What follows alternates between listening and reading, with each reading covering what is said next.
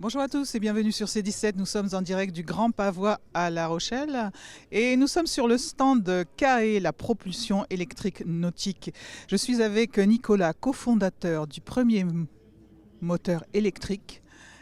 Multifonction. Alors, premier moteur électrique, il y en a d'autres, mais premier moteur multifonction qui peut vraiment être utilisé pour la motorisation électrique de petites embarcations, mais également scooter sous-marin, assistance sur kayak, stand-up paddle. Je vais vous montrer ça. Allez, on part pour la démonstration parce que c'est quand même assez sympathique à voir et puis c'est vraiment intéressant. Alors, donc, c'est avant tout un moteur électrique de bateau. Vous l'avez là monté sur une annexe Zodiac. Donc on peut l'utiliser sur une barre franche. Hop, on le met en dessous, on le remonte. Voilà. Ça s'utilise avec un bracelet connecté. Donc on peut choisir les vitesses, etc. Et démarrer le moteur juste sans fil, comme ça.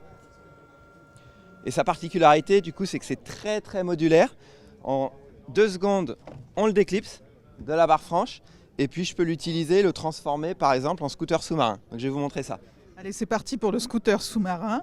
Et quelle est l'utilisation du scooter sous-marin?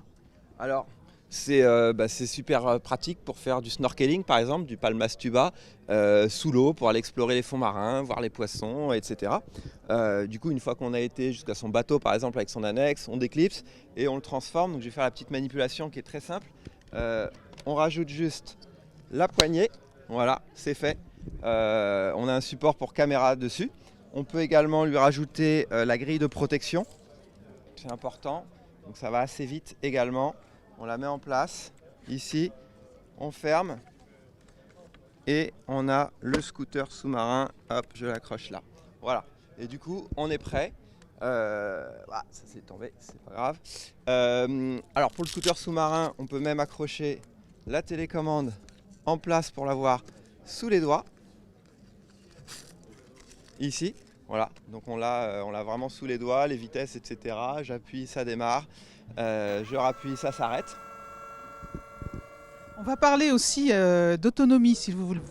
Oui, alors l'autonomie, ça dépend bien entendu de la puissance qu'on va utiliser. Sur une annexe type Zodiac comme ça, avec 3, 4, 5 personnes à bord, on va plutôt être à puissance maxi. Et à ce moment-là, on aura 1 heure de fonctionnement à puissance maxi sur une annexe. Quand on est en scooter sous-marin, on ne met pas des puissances aussi importantes. On met beaucoup plus faible parce que sinon, c'est tout simplement trop.